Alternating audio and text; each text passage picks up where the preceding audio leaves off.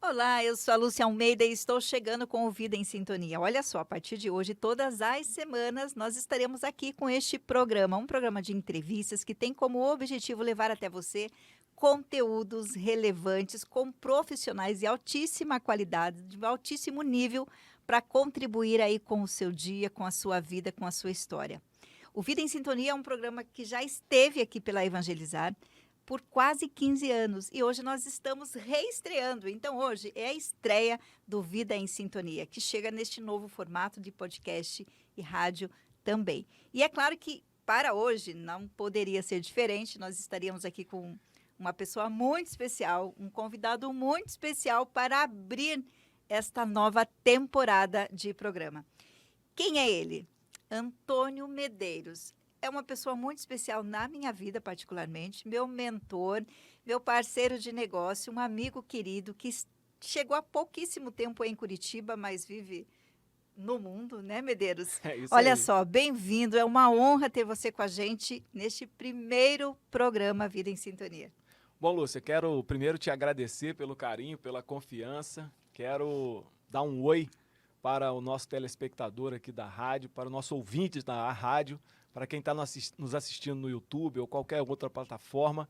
É um prazer enorme estar aqui na Rádio Evangelizar para conversar com você e a gente dar o pontapé inicial nesse programa que tem um nome tão especial como Vida Em em Sintonia. Sintonia. Muito legal. Eu tenho o maior carinho. Vida em Sintonia é uma conversa por um mundo melhor, porque a gente acredita, né, Medeiros, que de conversa em conversa, de reflexão em reflexão, a gente contribui sim para um mundo melhor, né? Ouvindo coisas boas, ouvindo essas reflexões, a gente consegue ter insights aí e colocar na nossa vida de uma maneira prática, né? Palpável mesmo, assim.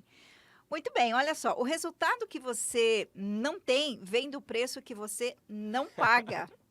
É Está isso lá no aí. seu Instagram. Essa frase é muito interessante.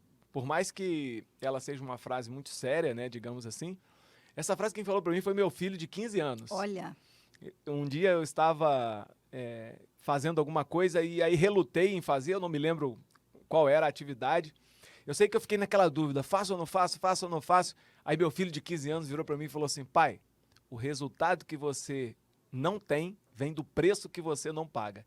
E eu passei a adotar essa frase para mim em muitas oportunidades da minha vida e também falo para as pessoas que estão à minha volta, porque foi uma frase que marcou aquele momento, não só o valor da frase, mas de quem veio essa frase, né? principalmente, né? E aí dá a sensação, estou cumprindo o meu dever, né, Medeiros, antes de qualquer coisa.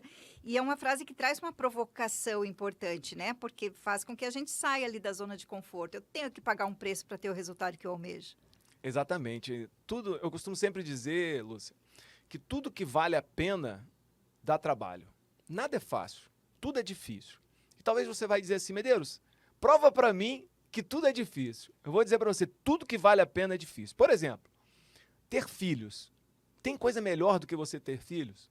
Mas eu vou dizer para você, dá muito trabalho. Dá muito trabalho. Tem um preço a ser pago. Né? A mulher, principalmente, paga um preço enorme por conta dos filhos. Por Uhum. exemplo, ter uma esposa, ter um marido, é legal, é bacana você chegar em casa, ter alguém para dividir, mas também tem um preço a se pagar. Ter uma boa profissão é ótimo, é bacana, uma profissão estável, que te dê segurança, que te dê tranquilidade. Agora, existe um preço a se pagar para você chegar aí. Ter uma vida espiritual, a gente está aqui na Rádio Evangelizar, ter uma vida espiritual saudável é ótimo, é bacana, mas tem um preço a se Tem a pagar, manutenção, né? tem renúncia a se fazer. É, Então, tudo na vida que assim vale a pena tem um preço. tem um preço a se Olha pagar. só, Antônio Medeiros é palestrante, treinador, mentor, é o melhor palestrante de liderança e alta performance deste país e é coronel do Exército.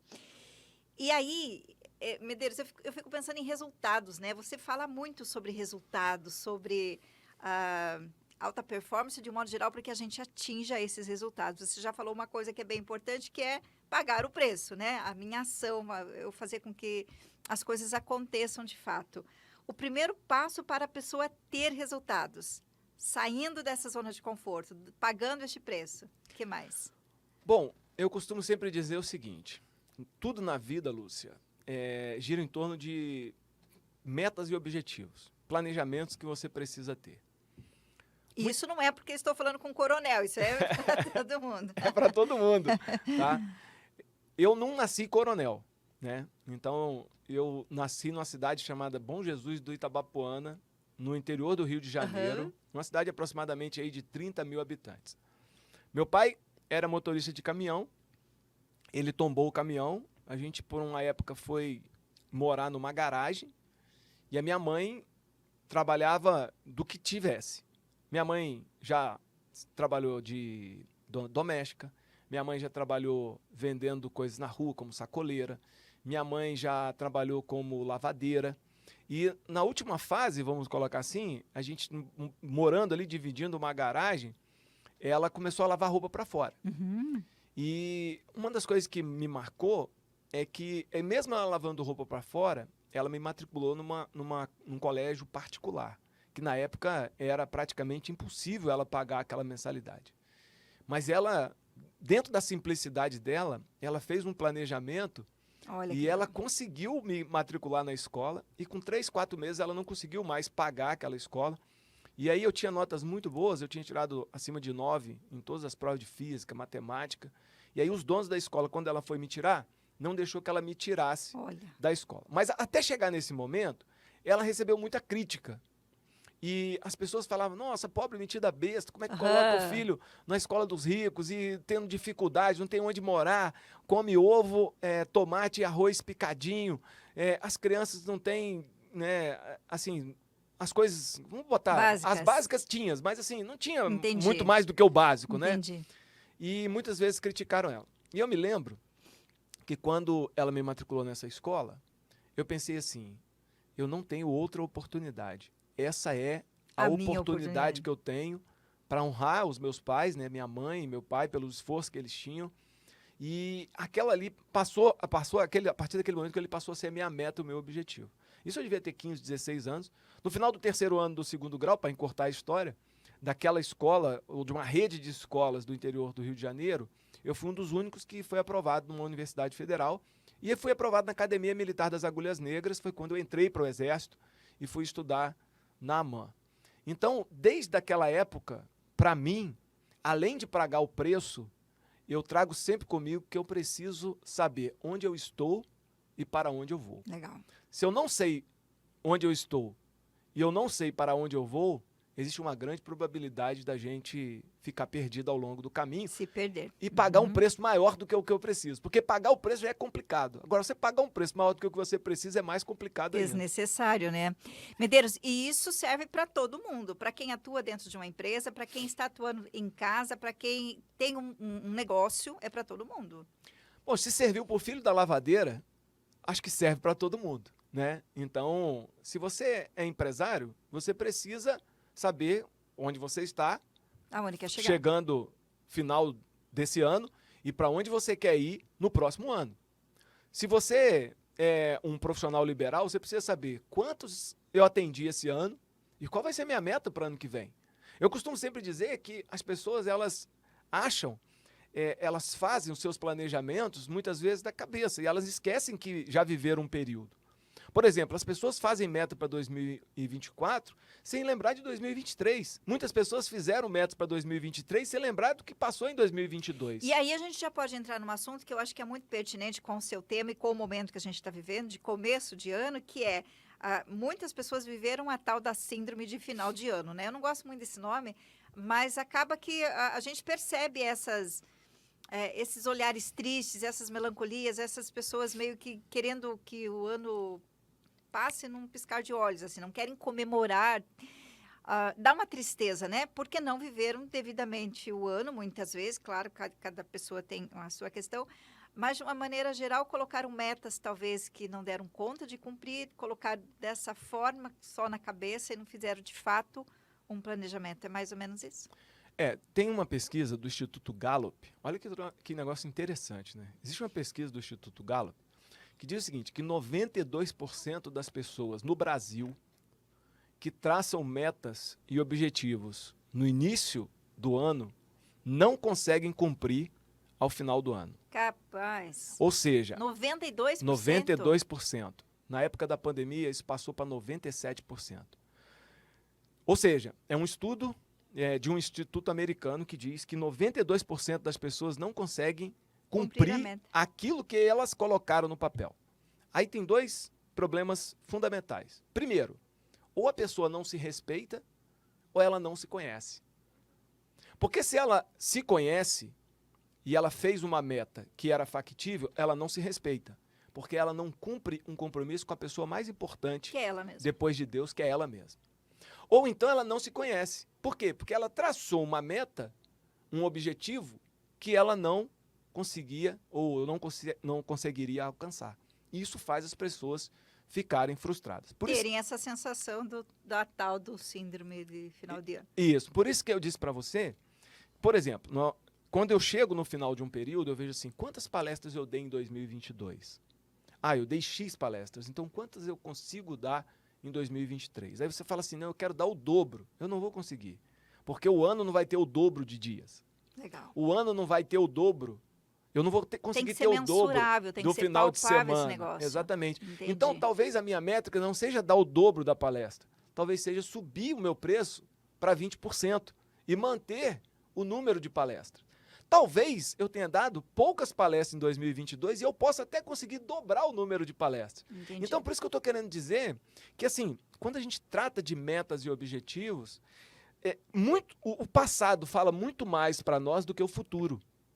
Porque o futuro vai ser uma projeção em cima daquilo que eu já vivi vivi no passado. Eu costumo sempre dizê-los, um negócio muito legal e eu quero que você grave isso daí. Traçar metas e objetivos é igual correr 10 quilômetros. Correr 10 quilômetros é simples, mas não é fácil. Todo mundo acha que sabe correr. Menos eu. Mas eu não sei. o que acontece? Correr é fácil, todo mundo sabe. Por quê? Correr é colocar um pé atrás do outro. Então, correr é simples. Agora, correr 10 quilômetros são não é outros fácil. 500. Então, traçar metas e objetivos é simples, é só escrever no papel. É simples, mas não é fácil. Para que elas sejam execuíveis, não é fácil. Então, eu sempre guardo essa frasezinha para os meus alunos, as pessoas que muitas vezes a gente discute sobre metas e objetivos. Não se esqueça. É simples, mas não é fácil. Mas é possível? É possível. Ô, Medeiros, e aí tem uma coisa, né, que você fala também lá no seu Instagram, que é o ouro, no seu Instagram, em algum momento eu vi, mas veio de você. O ouro pode estar na próxima milha, porque também eu posso dar conta dessas metas, né, assim, e eu acho que não tem sensação melhor do que você olhar no final do ano e você fazer o seu checklist ali, ok, meta cumprida. Porque eu olhei para o passado, projetei o meu futuro e coloquei coisas palpáveis, aí dei conta. É uma sensação maravilhosa. E às vezes eu não dou conta porque eu fracassei, não é que eu fracassei, eu desisti tão próximo dessa tal da milha. Exatamente. Essa é uma história, né, de um garimpo que uma pessoa fez uma escavação. Na verdade, ele comprou uma terra, porque era uma terra promissora, e ele cavou e chegou um momento ele falou assim, aqui não tem ouro, ou era diamante, aqui não tem e tal, enfim. E aí veio uma outra pessoa e comprou essa terra dele, e logo, meses depois, nas mesmas perfurações que ele estava fazendo, a pessoa conseguiu achar o ouro que procurava, e o preço da terra ficou infinitamente pequeno em torno de tudo que aquela pessoa ganhou cavando aquela milha, né? E o que fica de ensinamento para nós? É que muitas vezes a gente fura, mas a gente não chega na profundidade que precisa, né? Fica dando murro em ponta de faca. Fica dando murro em ponta de faca. O Roberto Chiniachique tem uma frase que eu gosto muito, que ele diz o seguinte, que ele fala assim, ó, a Petrobras é a Petrobras não porque ela fura 1000 poços de 1 quilômetro, mas a Petrobras é a Petrobras porque ela fura um poço de 1000 quilômetros. E aí é por isso que ela acha o petróleo, né? Então, uma das coisas mais importantes quando a gente tem uma meta, um objetivo, é a gente casar com a meta. Então, qual que é a grande... Repete isso que eu gostei, casar com a meta. Não Casar... é namorar e nem ficar com a meta. Exatamente. Então, não é flertar com a meta. Não é quando você olhar e falar assim, não está tão interessante, eu vou pegar outra meta. Né? Então, eu costumo sempre dizer o seguinte, eu não sei nem quantos milhões de mulheres tem no mundo, mas eu casei com uma. Depois que eu casei com essa, as outras para mim não importam, porque a minha esposa se chama Denise e é ela que importa para mim. Então, eu costumo sempre dizer que se a gente tivesse esse mesmo olhar para a meta, de você olhar e falar assim, olha, eu preciso casar com a minha meta. Essa é a minha meta. Eu posso trocar de estratégia, mas eu não troco de meta. Legal. Eu troco de estratégia, mas eu não troco de propósito. Eu troco de estratégia, mas eu não troco de objetivo. Então, quando você tem essa visão de falar assim, cara, eu vou até o final com a minha meta, até eu bater essa meta, até eu cumprir essa meta, eu acho que isso torna a gente mais forte. Eu costumo sempre dizer o seguinte, uma pessoa infeliz é uma pessoa que não consegue cumprir as suas metas e os seus objetivos. Uma pessoa infeliz é uma pessoa que não consegue chegar ao final da jornada, não consegue ter ou ver aquilo que planejou sendo bem executado. Simples assim. Simples assim. O próprio exemplo de Jesus, nós estamos aqui na Rádio Evangelizar, Jesus foi exatamente um exemplo de alguém que tinha uma meta e um objetivo. Ele sabia que a missão dele era proporcionar a ressurreição, né? E para isso ele precisaria passar por um caminho muito complicado. Chegou o momento no Getsemane dele falar assim, ô Pai, se for possível, passa de mim esse cálice, mas que seja feita a sua vontade. Ou seja, ele estava falando assim, olha, eu caminhei as milhas que eu consegui, eu estou no meu limite, mas se o senhor falar que eu tenho que caminhar mais a última milha, eu vou caminhar. Porque é a sua vontade que é o nosso objetivo, é aquilo que nós combinamos, é aquilo que o senhor planejou, é aquilo que o senhor colocou para mim como missão que vale. Então, se Jesus foi até a última consequência para cumprir a meta dele e terminou morto na cruz, né, para que a meta dele fosse cumprida, Cumprindo a missão, né? Cumprindo Total. a missão, então se a gente levar isso, que os nossos objetivos, eles precisam ser encarados de maneiras sérias, a gente se torna mais forte. E aí é sensacional, porque dá uma sensação de liberdade, né? De conquista, de realização. Mas, de novo, volta para a palavrinha que você traz ali no começo, que é autoconhecimento, né, Medeiros? Porque o autoconhecimento vai fazer com que eu tenha essa clareza de onde eu quero chegar. Porque senão eu fico dando murro em ponta de faca, acordando todo dia com a sensação de que eu sou só mais uma no mundo. E eu queria que você falasse um pouquinho sobre isso para quem está dentro de casa, né? Para a mãe que optou em cuidar da casa, em cuidar dos filhos, em ajudar o esposo, ser esse pano de fundo, né? Essa sustentação. E que às vezes se perde, porque essa coisa da meta, da realização do sonho é para todo mundo. Olha, e eu posso falar isso de carteirinha, por um motivo muito especial. A minha esposa, ela é dona de casa, né? Conheço, linda, maravilhosa. Denise, um abraço.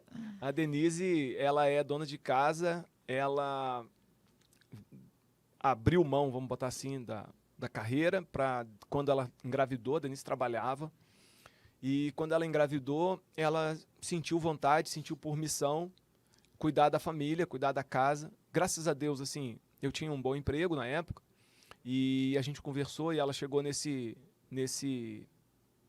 objetivo. E ela é muito bem resolvida com isso. Ela fica em casa, ela cuida da casa. Se cuida. Se cuida. Se cuida, mulheres, isso é bem importante. Se você quiser conhecer, né,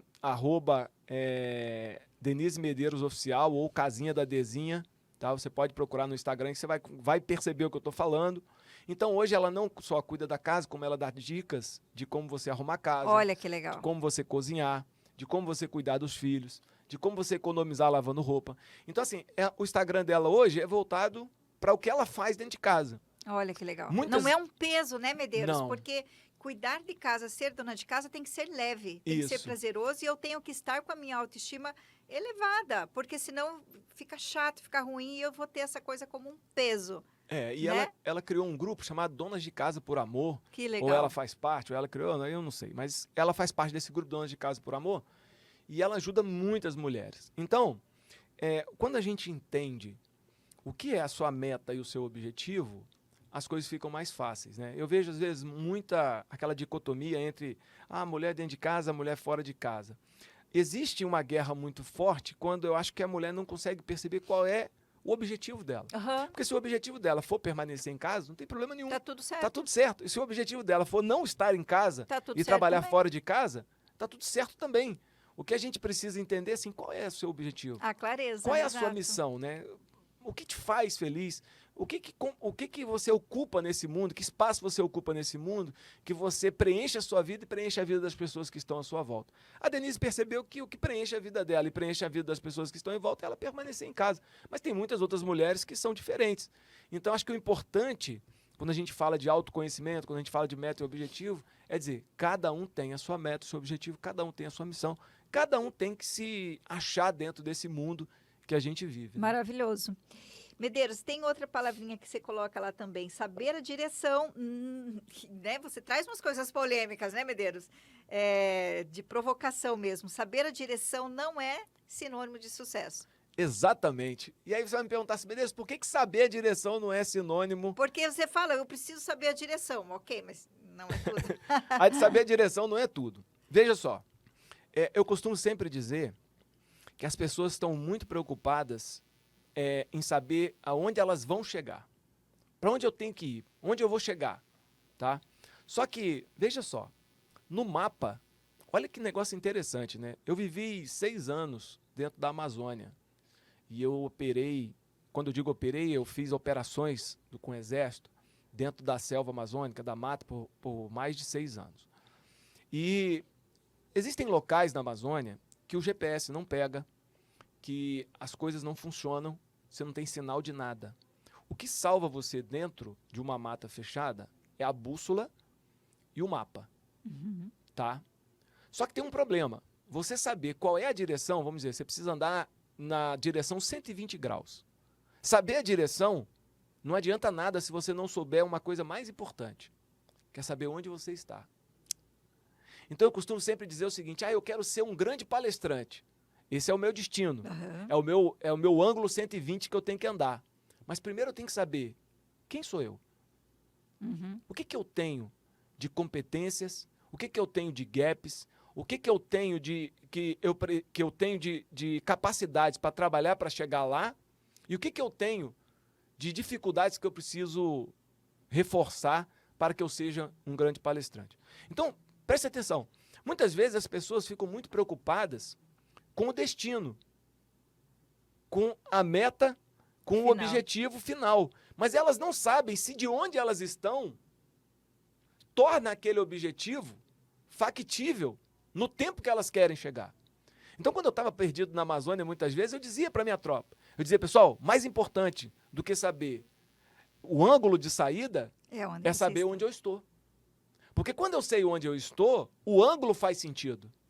Agora, se eu não sei onde eu estou, por exemplo... Você não consegue nem pedir ajuda. Exatamente. Aliás, vivi isso na pele, Medeiros, não na Amazônia, mas dirigindo, caí numa rodovia umas 11 horas da noite, me perdi totalmente aqui em Curitiba e eu não sabia onde eu estava.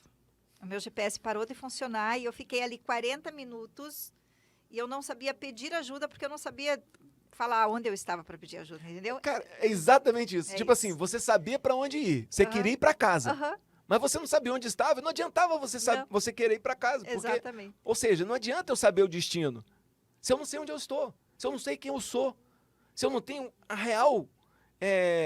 o real raio-x da minha realidade. Da minha realidade financeira, da minha realidade emocional, da minha realidade espiritual, da minha realidade como competente, com competências, né, profissionais. Então, tudo isso faz parte. E aí tudo volta em torno, né? O nosso foco aqui não é meta nem objetivo, é alta performance de um modo geral, mas faz muito sentido tudo isso no que você estava falando de meta e objetivos de começo do ano. Se eu não sei aonde eu estou, não adianta eu fazer uma lista. Exatamente. Vai dar em lugar nenhum. Se eu não sei o que eu fiz no ano passado, não adianta eu querer projetar para o ano que vem. Eu preciso entender o meu ano passado. Então, Lúcio, uma das coisas que eu gosto muito de fazer é pegar a última semana do ano e eu paro com tudo que eu estou fazendo e eu começo a revisar tudo aquilo que passou no ano anterior.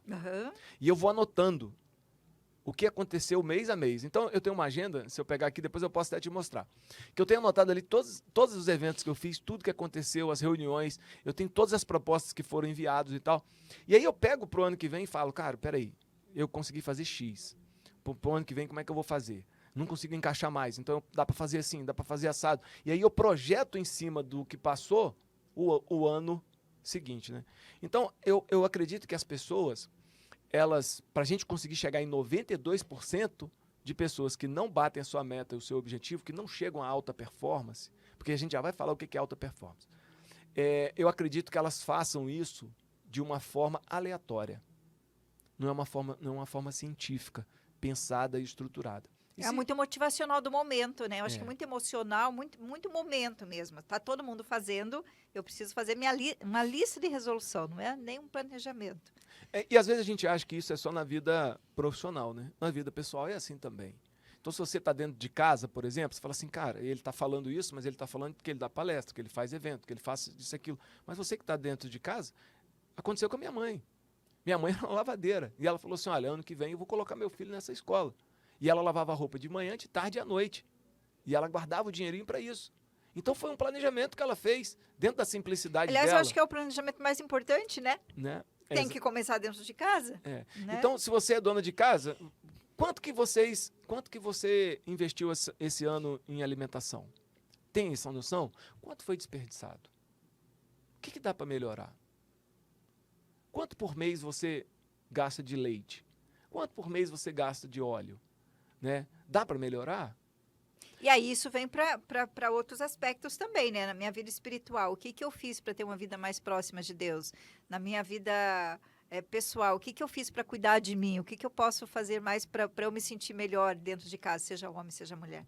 Exatamente, em todos os aspectos da vida. Eu tenho uma ferramenta que eu uso numa das minhas mentorias, que a gente pega os cinco áreas da vida e a gente faz um planejamento em cima das 5 áreas. Então entra o financeiro, entra a parte amorosa, porque aí entra a parte de relacionamento, casal, e aí entra os filhos aí também, entra a parte espiritual, entra a parte profissional e entram essas 5 áreas que são as áreas mais importantes da vida da pessoa. E a gente faz um planejamento em cima dessas 5 áreas. Por quê? Porque eu acredito o seguinte, que a vida ela não é separada, ela é integral. Então, se você não andar bem, se você não tiver metas e objetivos em todas as áreas, por exemplo, uma meta minha, eu preciso, uma vez por semana, tomar um café com a Denise à tarde. É uma meta minha. Por quê? Porque eu preciso que meu casamento esteja bem para que eu consiga desempenhar bem as minhas atividades. Eu tenho como meta... É um jeito de se fortalecer. Eu tenho como meta sair com um dos meus filhos uma vez por semana. Então, uma semana eu saio com um, outra semana eu saio com outro. E aí isso é prioridade, porque daí, né, a gente tem que fazer entra na minha agenda. De prioridade. Isso entra na minha agenda como meta do ano. É toda semana sair com um dos filhos. Então, eu saio com um uma semana, na outra semana eu saio com outro. E toda semana eu saio com a Denise para tomar um café. Em algum lugar aqui em Curitiba, na sexta-feira à tarde ou na quinta-feira à tarde, a gente toma um café. Por quê? Porque é o nosso momento. Então, só para te mostrar o seguinte, que tudo na vida existem metas que a gente precisa estabelecer para que você consiga andar de uma forma integral. Alta performance. Bom.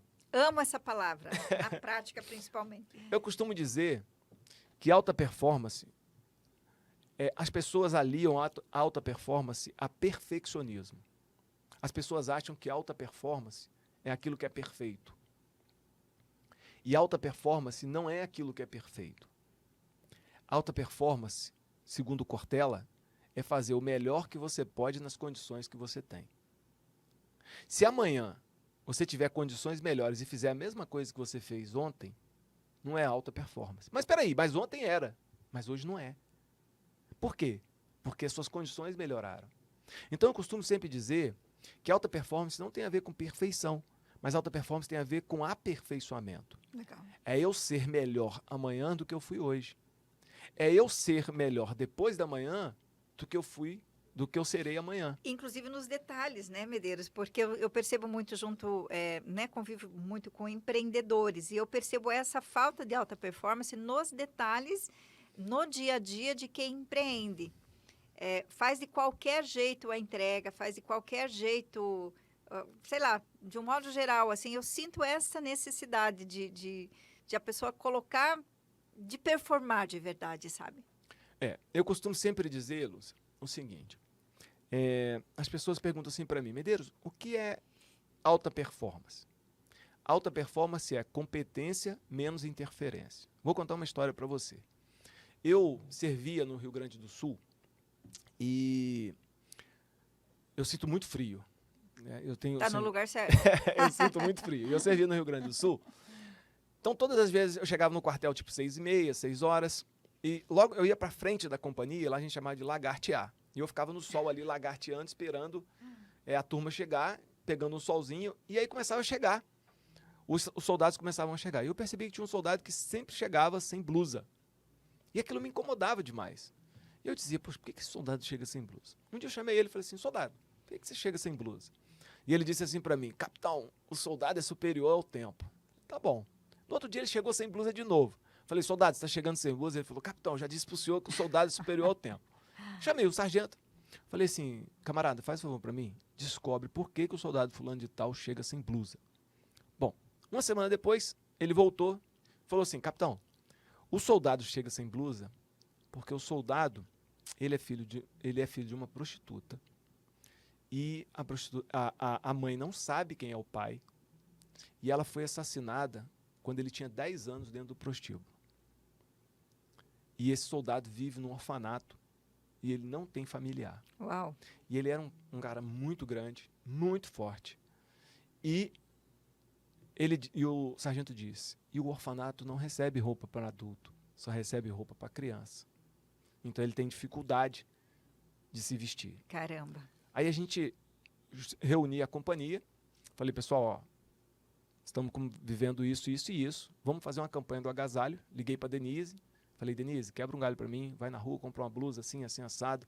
Aí eu lembro que ela falou assim, poxa, mas tem um monte aqui em casa. Eu falei assim, não, eu quero que você compre uma nova. Legal. Embrulha de presente, porque talvez essa pessoa nunca ganhou um presente que foi comprado para ela. Uhum. Ela sempre usou aquilo que veio de alguém. Uhum. E a Denise foi, comprou, a gente montou uma mala, cada um trouxe o que tinha, calça, camisa, blusa, essas coisas. Cada um trouxe o que tinha, a gente fez uma mala enorme e entregou para ele. Ele nunca me deu trabalho. Sempre foi um bom soldado. Mas depois daquele dia, ele foi, acho que um dos melhores soldados que tinha naquela companhia. E aí eu pergunto para você, eu ensinei alguma coisa diferente para ele? Não. Eu melhorei alguma coisa na competência dele? Não. Eu diminuí uma interferência que atrapalhava ele, que era não se sentir pertencente, não se sentir merecedor, não se sentir parte do grupo. Então eu costumo sempre dizer que alta performance é capacidade menos interferência. E aí tem a outra coisa, que é o seu tema principal, que eu acho que cabe para um outro programa inteiro, que é a liderança, né? O teu olhar de líder para ajudar esse moço a performar sem a interferência. Exatamente. Eu costumo sempre dizer nas minhas palestras, nos meus treinamentos de liderança, que liderar não é aumentar a capacidade. Liderar é aumentar a capacidade e diminuir a interferência. Se o líder não trabalha nas duas pontas, aumentando a capacidade do seu time e diminuindo as interferências, por mais que ele aumente a capacidade, sempre vai ter. Imagina interferência como sendo um balde furado. Por mais que você deposite água, ele vai estar sempre vazando. Uhum. E o trabalho, e atuar em alta performance, Lúcia, é eu e você, a gente perceber onde os nossos baldes estão furados. E a gente tentar tapar esses furos para que a gente consiga usar o máximo da nossa capacidade. Quando a gente usa o máximo da nossa capacidade, ou o máximo que a gente conseguir da nossa capacidade, a gente está atuando em alta performance. Legal. Por quê? Porque a gente tapou os buracos, a gente eliminou as interferências. Sensacional. Medeiros, para a gente caminhar aqui para o nosso final, como lidar com desafios que parecem impossíveis de serem superados, em quaisquer circunstâncias da vida, em quaisquer áreas? Bom, tem uma frase que diz o seguinte, que o impossível talvez seja o possível que ninguém fez, né? Então, essa é a primeira coisa que a gente tem que ter em mente. Existem dois tipos ou duas coisas que são impossíveis, tá? As que são impossíveis ao homem e que Deus pode atuar nesse ponto, mas a gente não vai entrar nessa seara, né? Porque tudo é possível para Deus e nem tudo é possível para o homem. Mas aquilo que parece ser impossível para o homem, né? Como é que vence essa barreira? Como é que vence essa dificuldade? Eu costumo sempre dizer o seguinte, alguém já fez? Se alguém já fez, não é impossível. Uhum. Por exemplo, a gente estava falando sobre livro, né?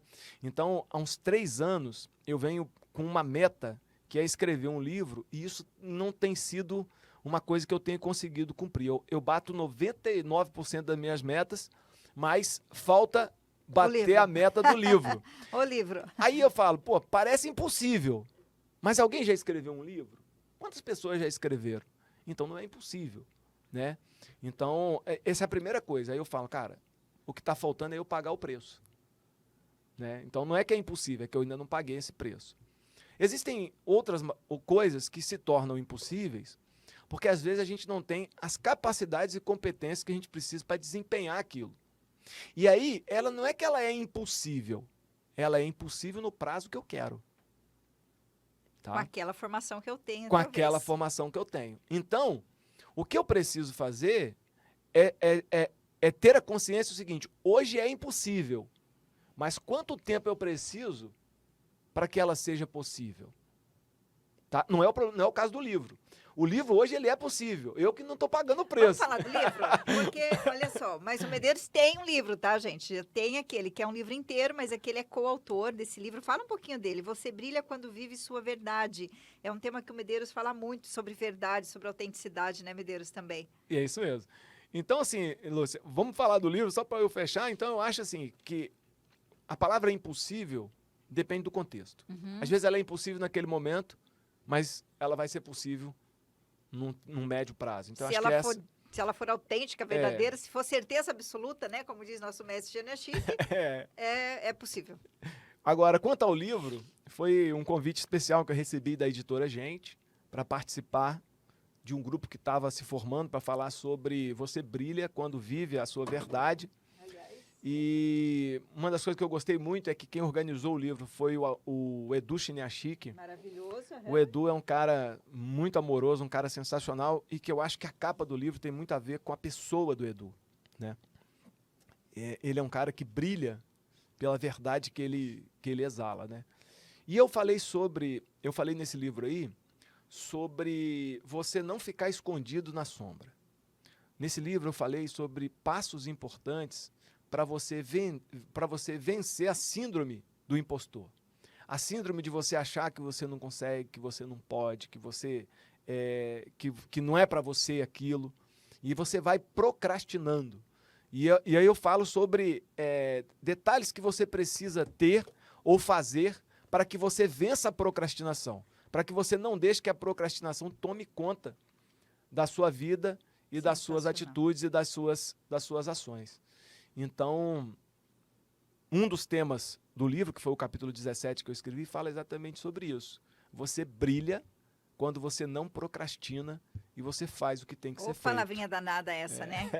Acaba com os sonhos da gente. Olha só, então você brilha quando vive a sua verdade, pela editora Gente. E assim, Lúcia, sem querer jogar confete, mas esse livro tem muito a ver com você, né?